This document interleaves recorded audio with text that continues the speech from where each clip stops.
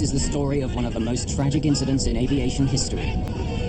Of how a jumbo jet goes berserk, plunging up and down at 7,300 meters. Of how an innocent mistake made years earlier puts over 500 lives at risk, and how investigators literally stumble on the reason behind the biggest single air crash in history. Japan Airlines Flight 123 is uncontrollable. Next.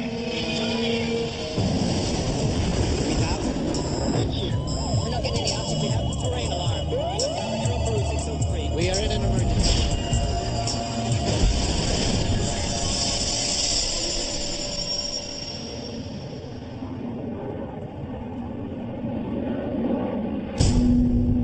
This may be the last video ever taken of Japan Airlines Flight 123. It's late summer, and millions are traveling home for a traditional Japanese holiday. Something exploded.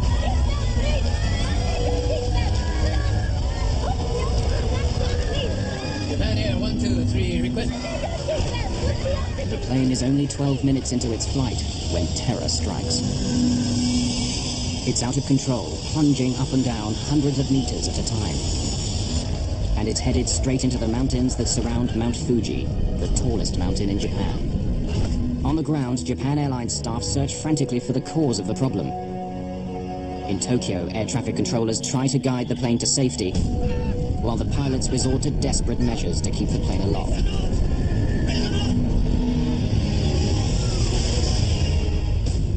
Tokyo, Japan, August the 12th, 1985.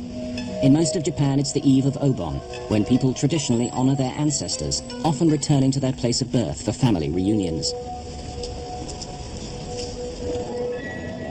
Tokyo's Haneda Airport is crowded, with thousands trying to get home. On the tarmac, jumbo jets are lining up. Air travel is so popular here that Japan Airlines has to use 747s even for its short internal flights. Tokyo Area Control handles all aircraft over central Japan, including those on their way to and from the city's two big airports, Haneda and Narita. It's 6 o'clock in the evening, but the rush won't be over for hours. Crowded passenger lists and busy controllers make it a typical holiday weekend. Roger, approved as you request. Cathay 456, turn right on heading 250, climb and maintain flight level 240. At Haneda Airport, Japan Airlines Flight 123 is boarding. Among the passengers is young Yumi Ochiai. She's actually a flight attendant for Japan Airlines, but today she's off duty.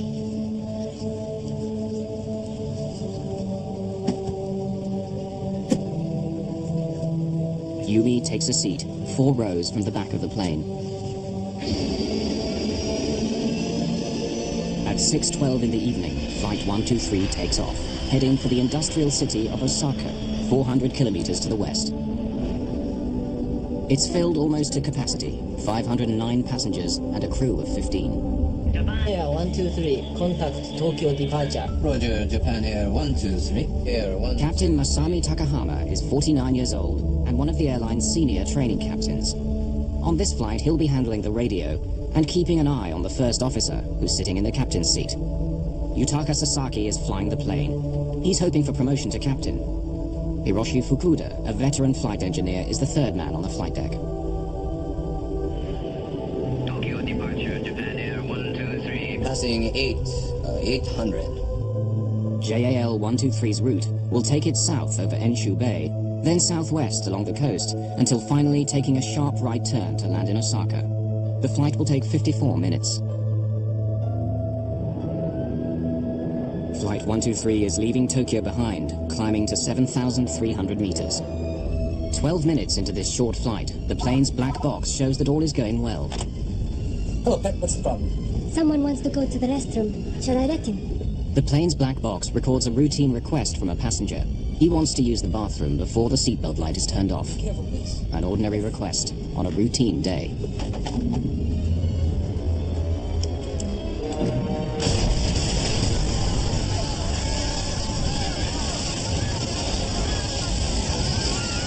Something exploded.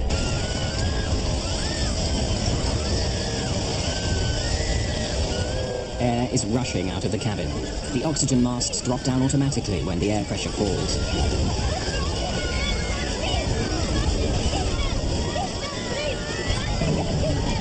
The explosion, the sudden loss of pressure in the cabin. There must be a hole in the aircraft. Gear door. Jib gear. Gear. What? Jib gear. Gear. The pilot's first thought is that the landing gear doors have blown off. Squawk 77. 7700 is the emergency code. When the crew radios this code to the ground, air traffic control will know the plane is in trouble. Every plane on the controller's screen carries a label giving the plane's identity. Suddenly, the label beneath Flight 123 changes. Someone in the cockpit has keyed in the emergency signal.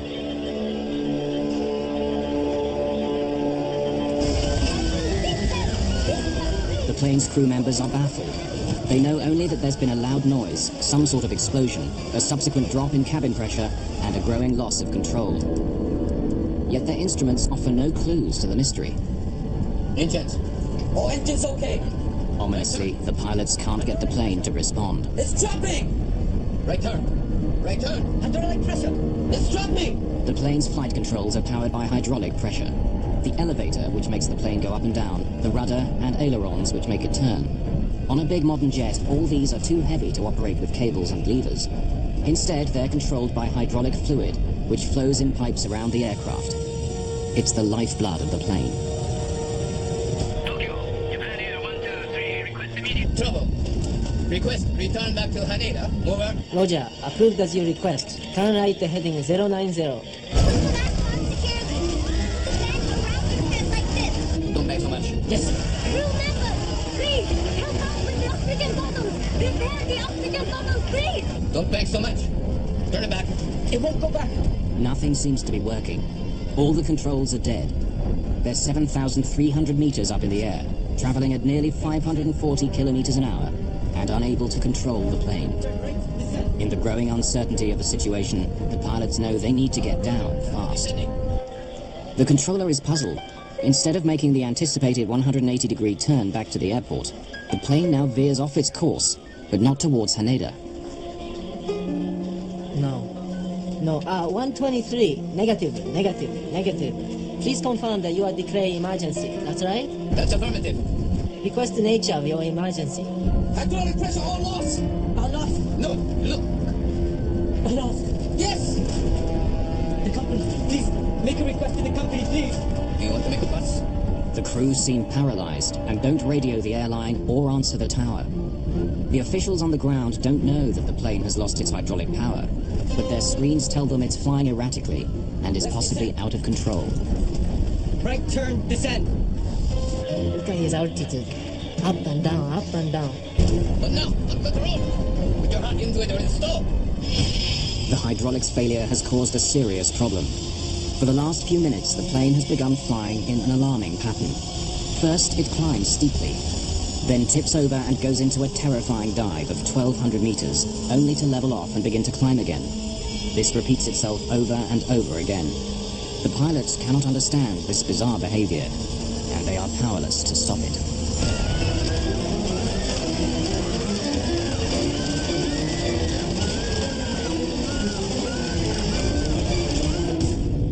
Tokyo Area Control, August the 12th, 1985. The controller receives an emergency signal from a jumbo jet that left Haneda Airport 13 minutes ago. Tokyo, Japan Air 123, request immediate. Trouble. Request return back to Haneda. Over. In the cabin, confusion and panic spread like wildfire. There's been an explosion, and now some passengers are gasping for air. Hydraulic pressure's dropped. The plane's precious hydraulic fluid is gone. That's why the flight controls aren't working properly. Don't bang so much. Turn it back. It won't go back. Airline personnel are trained to take charge in a crisis, and passenger Yumi Ochiai helps out even though off duty. At Tokyo Control, the controller is now joined by his supervisor. John 123, he's declared an emergency. Says it's uncontrollable. He says he wants to go back to Haneda, but his heading is all wrong. He can't seem to turn. Get him to Nagoya. That'll be the easiest. It's a straight line. The best solution would be for the plane to switch course to Nagoya Airport, which is 128 kilometers straight ahead. but they'd need to start descending immediately if they're going to land there.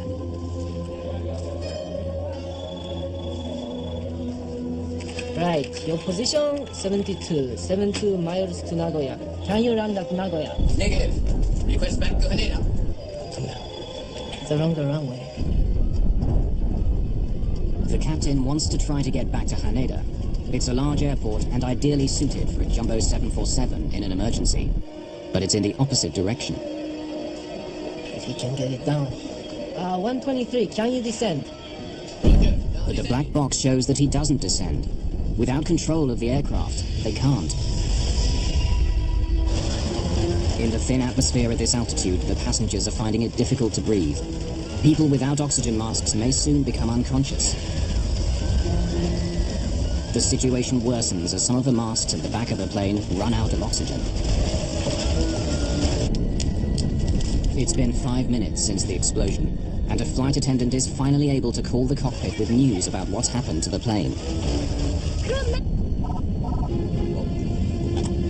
Yes, what is it? The flight attendant tells the engineer that the explosion has occurred in the rear of the plane and may have come from the baggage compartment. So... Listen, right now the baggage compartment right at the back has collapsed. I think we'd better descend. They need to get down quickly before the passengers become unconscious. But the captain seems to be struck by a strange paralysis. All the passengers are using their masks.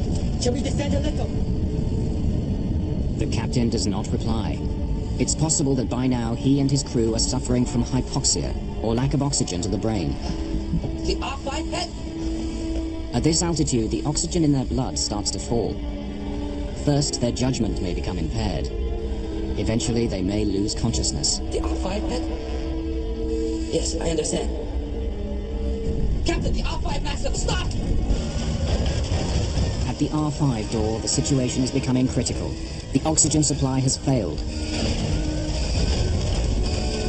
The cabin crew have to give the passengers whiffs of oxygen from a gas bottle.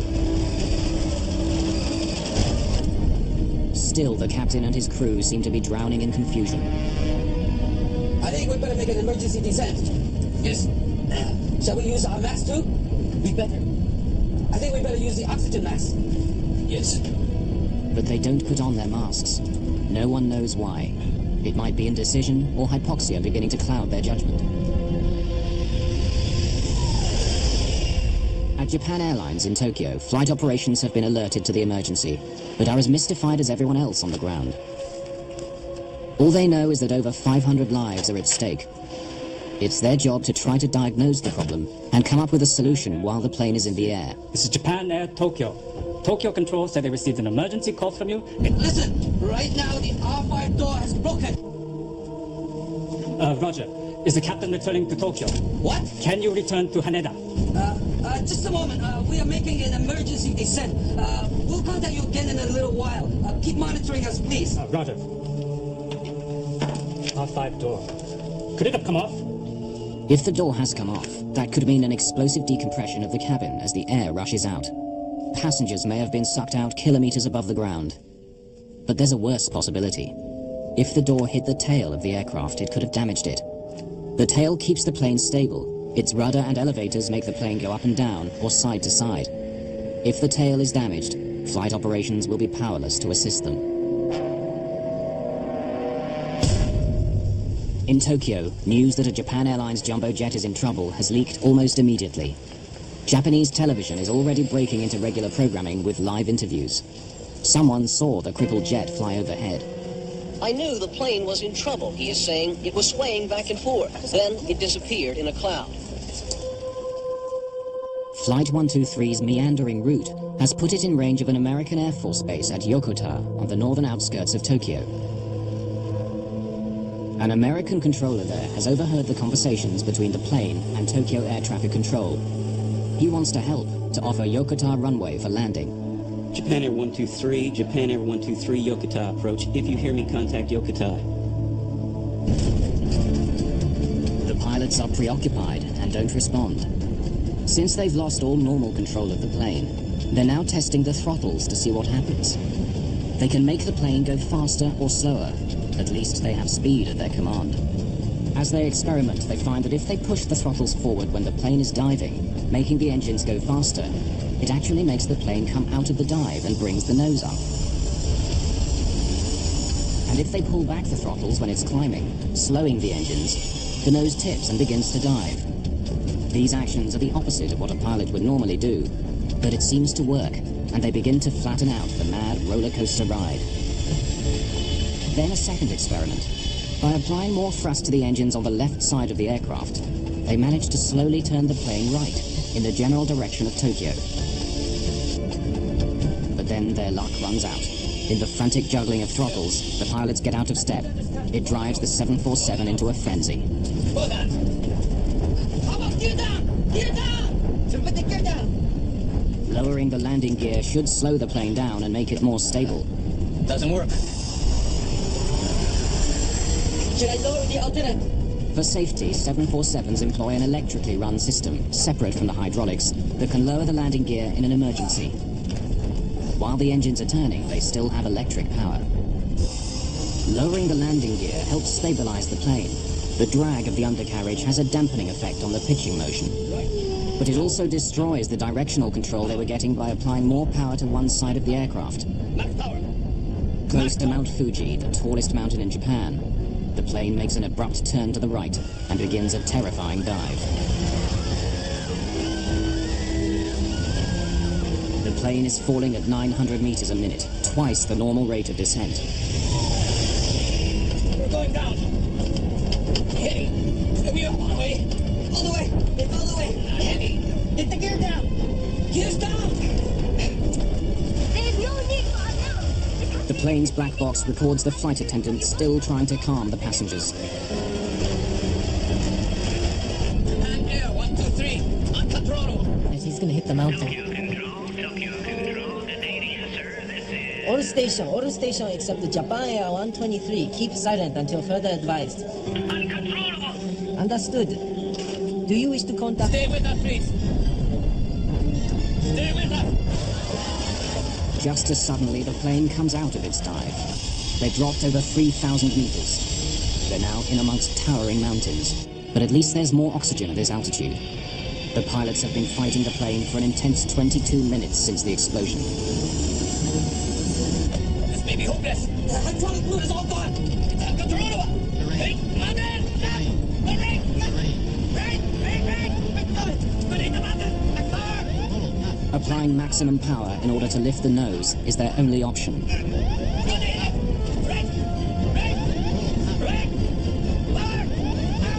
Keep trying! In their efforts to control the plane, they've allowed the speed to drop too much. To escape the mountain, they need maximum power to generate more speed and more lift. Stick with it! It's burst out the way! Everything altitude! Go lower, no! It's lowering! Going down! The passengers grasp the seriousness of the situation. Many of them prepare for the end. But increasing power to avoid the mountains has caused the plane to resume its wayward up and down motions. Having run out of options, the crew is forced to repeat the same futile procedures over and over. They've been fighting the plane for nearly 30 minutes now. Japan Air 123, Japan Air 123, Yokota. The air traffic controllers, Japanese and American, are desperate to help, to give Flight 123 any information or reassurance they can. Request radar vector to Haneda. Roger, understood. Keep heading 090. But frustratingly, the plane continues heading off to the northwest, away from both Haneda Airport and Yokota Air Base. Now, with every rise and fall of the plane, they're barely above the mountaintops. Can you control the aircraft now? An ominous silence descends on area control. Japan Air 123, switch radio frequency to 119.7. 119.7, please. They try changing radio frequency. If you can, change the frequency to 119.7. There is no reply. If you read, come up on 119.7, we are all ready.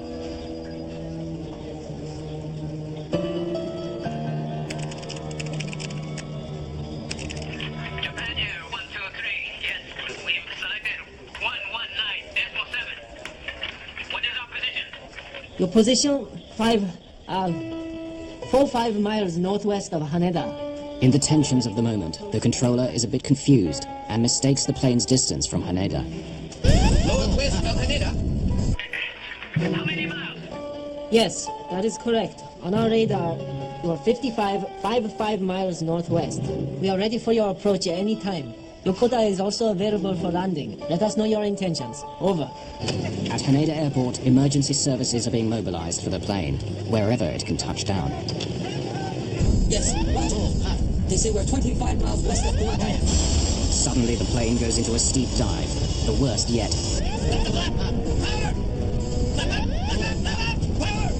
The plane is falling at 5,500 meters a minute.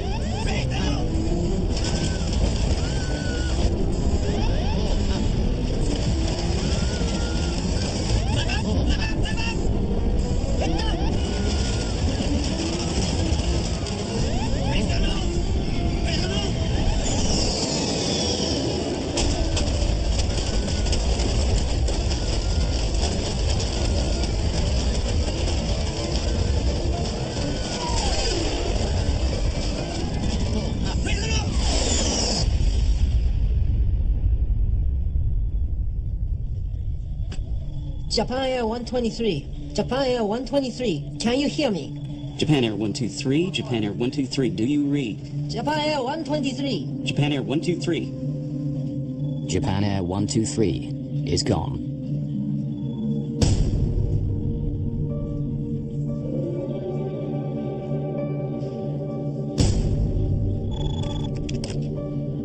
At Tokyo Control, they've lost contact with the Japan Airlines jumbo jet full of passengers. An American plane flying in the area has been listening in to the drama of Flight 123 and reports seeing flames in the mountains some 100 kilometers west of Tokyo. One of the C-130 pilots later said that they even guided a rescue helicopter to the scene. And American Marines stood by ready to rappel down to the burning wreckage. But before they could do so, they were ordered to return to base.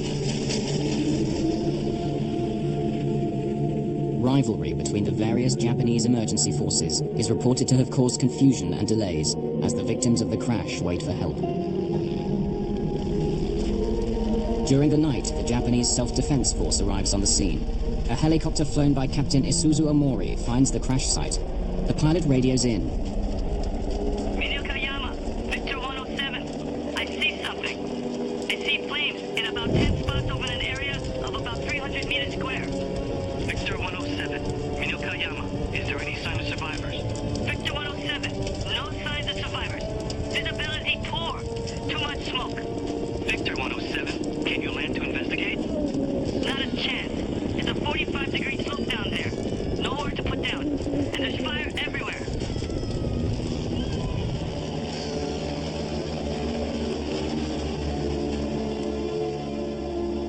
Seeing no sign of survivors and unwilling to risk a landing at night, Captain Omori returns to base.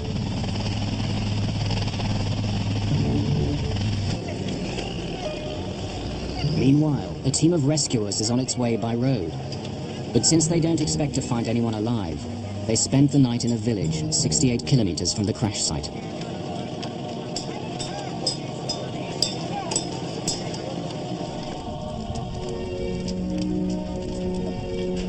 At the crash site, the passengers of Flight 123 lie dying.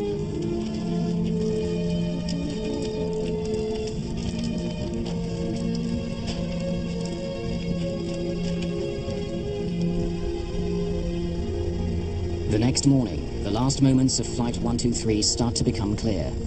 The 747 sliced a path through the trees near the top of Mount Osutaka, one of the mountains north of Mount Fuji. The plane finally hit a ridge several hundred meters further on and exploded. The wreckage and passengers then tumbled down the steep side of the mountain. It's now 14 hours after the crash, and the Japanese Self-Defense Force rescue team arrives at the scene.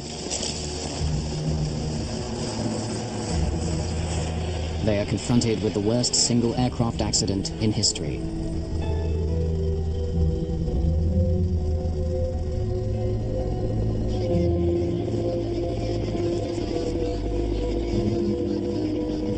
shocked to find a survivor. It's the off-duty flight attendant, Yumi Ochiai, still hanging on to life.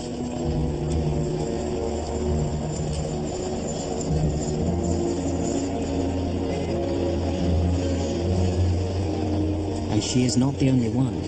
Rescuers find a 12-year-old girl wedged in the branches of a tree and airlift her to safety.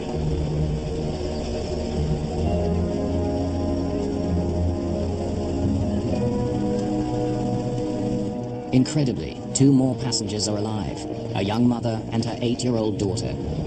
It's nothing short of a miracle. But how have these 4 survived? The human body is believed to be able to stand a forward deceleration of up to 25 times the force of gravity. But investigators report that from the speed at which the aircraft hit the ground, those at the front of the plane experienced a sudden stop of over 100 Gs.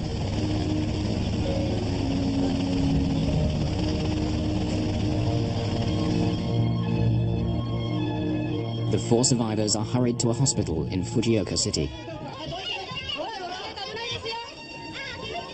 Investigators will soon discover that all 4 of the surviving passengers were seated in the last 7 rows. This is how they survived. In the back of the 747, the impact forces were much less. Sheer luck had protected them from the flying debris. Yumi Ochiai has a broken pelvis and a fractured arm. She tells a disturbing story of what happened as she lay on the mountain, awaiting rescue, and that many more passengers survived the crash. After the crash, I heard harsh panting and gasping noises from many people. I heard it coming from everywhere, all around me. There was a boy crying, "Mother!" I clearly heard a young woman saying, "Come quickly!" Suddenly, I heard a boy's voice. "Okay, I'll hang on," he said.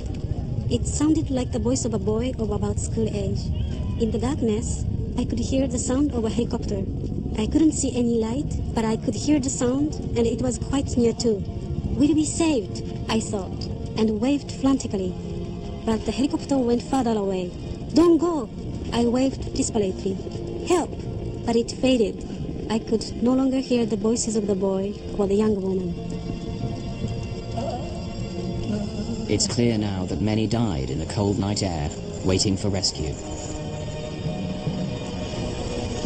The crash of this jumbo jet would normally be a strictly Japanese affair, but it sets aviation alarm bells ringing around the world. Only weeks earlier, an Air India 747 had gone down in the Atlantic, killing 329 people. Now another 520 dead. Was there something wrong with the 747, the world's biggest jet? Could there be some unknown design fault? There were some 600 747s flying worldwide. A problem with the plane would have grave consequences for aviation. Ron Schleid, a top investigator with America's National Transportation Safety Board, the NTSB, was assigned the case. So it was a very big concern on our part about whether there was a problem with the 747, an airworthiness problem, and so we had to jump on this very quickly to learn what happened. At the Washington headquarters of the NTSB, the chairman was extremely concerned of the potential consequences for world aviation. He wrote a personal note to his opposite number in Japan, begging him to invite the NTSB to join the investigation as guests. During the late 70s and 80s, Ron Schleid was involved with many of the major foreign investigations for the NTSB. He's familiar with the sensitivities of working with foreign governments and heads to Tokyo, where he'll meet the rest of his team, representatives from Boeing, the plane's manufacturer, and an engineer from America's Federal Aviation Administration. When I arrived in Tokyo, the atmosphere in Japan was extremely stressful. The news media were everywhere. There was a tremendous amount of anger. Once in Japan, Schleid found that the local Japanese police had taken over the investigation and were treating it like a crime scene, diligently observing his team's every move. Everyone was considered suspicious. Japanese airline personnel, Boeing personnel, were considered suspicious. They weren't even allowed to go to the accident site. Schleid had to wait for 2 days before the Japanese authorities would allow him to visit the site. I was able to convince the Japanese to allow us to take Boeing people to the site with the stipulation that the Boeing people stuck very close to us, and we supervised them while they were on scene. They could not operate on their own. Schleid found that to gain access to the site, the Japanese had quickly constructed helicopter landing pads.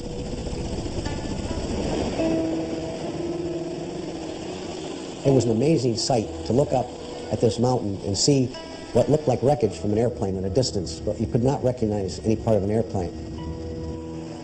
There were scores of helicopters in the air, landing and taking off every couple of minutes.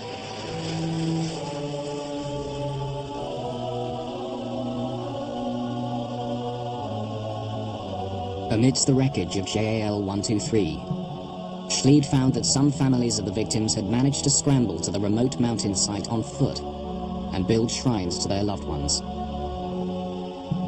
From above, flowers rained down on the investigators. I recall these big white, I believe they were Chinook helicopters, flying over, and there were families aboard the helicopters looking at the accident site. They were quite high, and they were dropping flower petals down onto the accident site. The one thing that we found when we got to the accident site was that many of the passengers had a lot of time to think about the end. And they found many, many notes written on pieces of paper, anything they could get their hands on. My darling wife, life with you has been wonderful. Our children have grown up to be people I am proud of. I never dreamed that the dinner we had last night would be our last together. Passengers were able to think and realize that they were out of control and maybe going to crash, so they wrote notes to their loved ones and left them in the back of the seats or in their pockets.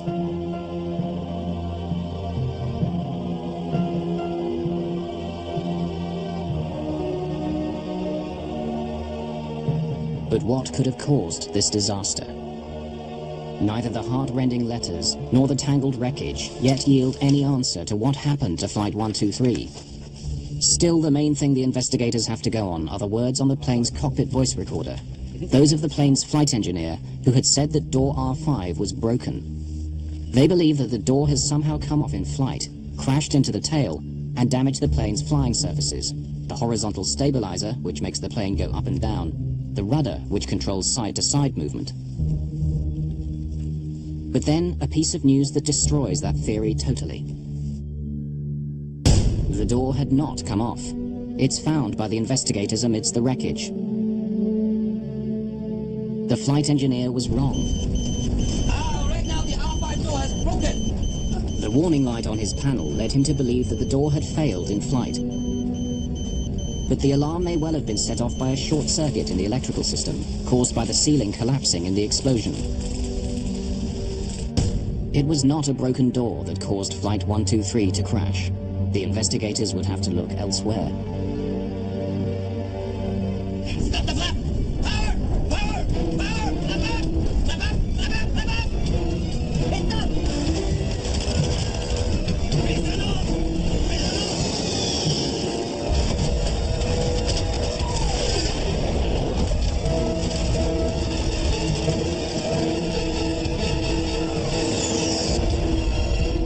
Japan Airlines Flight 123 has crashed into Mount Osutaka, taking hundreds of lives. Investigators are worried about a hidden fault in the Boeing 747. They need to find the cause of this crash quickly. A photograph taken by an amateur photographer provides the first clue to the mystery of why the plane became unflyable. There's something odd about the image. Photographic technicians put it on a computer and work hard to enhance the photograph to sharpen up its blurred lines. Finally, they get a clear enough picture. The whole huge tail fin of the airplane is missing. It's what keeps the plane steady. Since most of the plane's hydraulic fluid lines pass through the fin, it starts to make sense why they lost hydraulic pressure and control of the plane. Then, a Japanese Navy ship steaming across the bay south of Tokyo came upon the plane's tail fin floating on the sea. It's at the very spot where the plane had first reported an emergency. Investigators are now certain that the starting point of the accident must have something to do with the tail of the aircraft.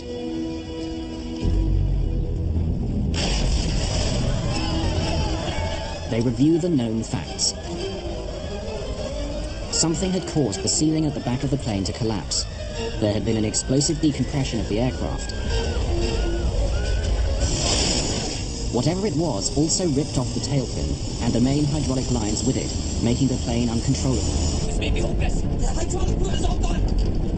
Lost. Explosion, decompression, loss of the tail fin and hydraulic failure. The investigators need to find out what links these four elements together.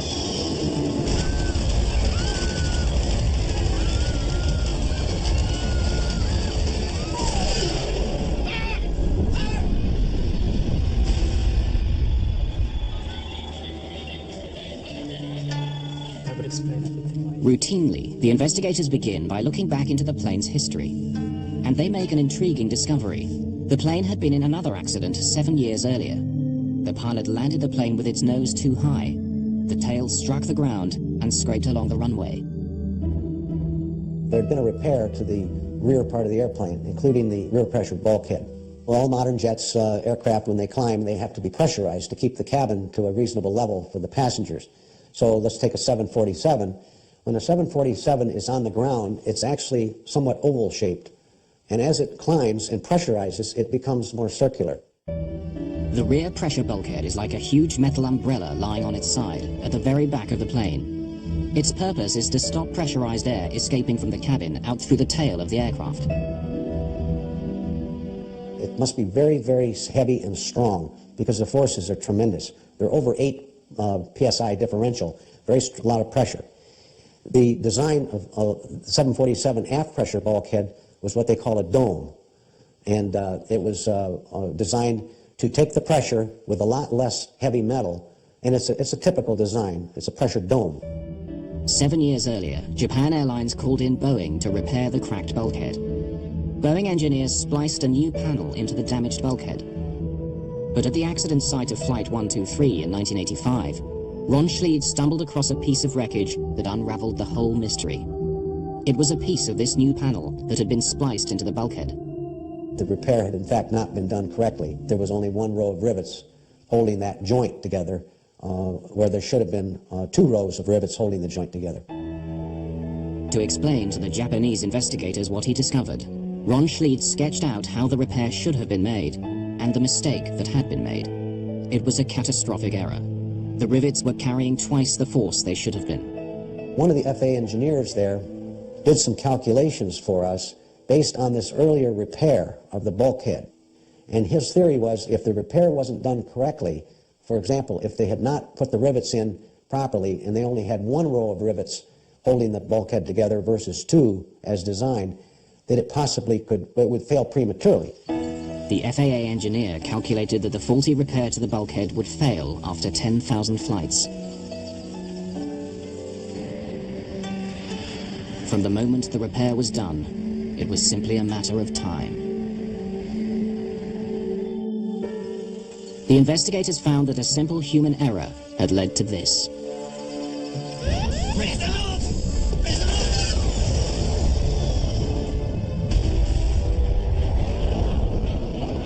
On a summer's evening in 1985, Japan Air 123 lifts off from Haneda Airport. It's the 12,319th takeoff since the repair of the damaged bulkhead, a repair that the investigators calculated would only hold for 10,000 flights. As the plane climbs to 7,300 meters, the air outside gets thinner and thinner, but the air inside the cabin is pressurized for the passenger's comfort.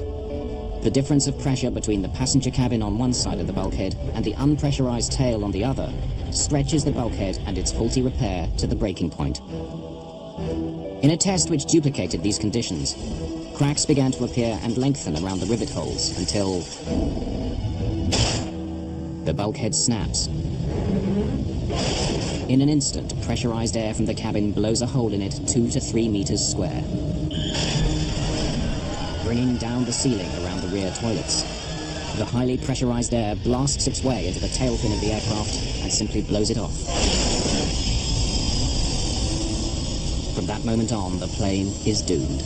The pilots don't know, and will never know, that most of the tail of their aircraft is missing, blown off into the sea below along with the crucial hydraulic lines that allow them to control the plane. It all finally makes sense. Without the stabilizing influence of the tail, and with the loss of ability to control the rudder and flaps, the pilots cannot control the plane. The giant aircraft now oscillates in a terrifying motion called the fugoid cycle. As the nose drops into a shallow dive, the plane gathers speed, which generates lift. The nose rises again, and the plane begins to climb until it loses speed, tips over, and begins to fall again. The whole cycle repeats itself over and over again. Flight 123 is now plunging up and down in terrifying dives, sometimes several hundred meters at a time. It really could be considered a miracle that the pilots were able to keep the airplane flying for 30 minutes or more after having lost all the hydraulics in their flight controls. But it kept circling and eventually worked its way into the mountains, and it became impossible for them to land. There was no real alternative for them at all, except to fly as long as they could and hope for some miracle, which never occurred. Lower the nose. Lower the nose. Yes. Both hands. How about gear down? Gear down. Put the gear down. To understand what the pilots were up against, 4 hand-picked flight crews were placed in a simulator and confronted with the same situation. Not one of them could land the plane. The pilots of Flight 123 managed to keep their plane in the air for 30 minutes, much of it among high mountains. An amazing feat of flying. Back in Tokyo, as the cause of the JAL accident was identified, Ron Schleid had to break the news to his colleague from Boeing, one of the top designers of the 747. The simple truth was that a single row of rivets had been used when a double row was required. And when we described our findings to him, you can imagine this Boeing man became very, very upset. Personally was crying because of the fact that his airplane that he designed and then the people that did the repair, because it was Boeing people that designed and did the repair, had made an improper repair that caused the airplane to crash. The Japanese police wanted to bring criminal charges against Boeing for its part in the tragedy, but the prosecutors decided not to go ahead. Boeing's reputation was damaged, but if they could derive any comfort at all from this tragedy, it was that there was no inherent fault in the 747. The plane continues on to become one of the most successful civil aircraft of all time. However, Japan Airlines, the innocent party, had no such comfort. After I left the scene and came home, it was my understanding that one of the senior Japanese Airlines maintenance managers actually committed suicide. The Japanese Airlines president resigned. The bookings slumped. Rumors abounded in Japan that the airline was indeed guilty and that Boeing was just taking the rap for a valuable customer. It's taken years for Japan Airlines to recover from this experience, the worst single plane crash in history.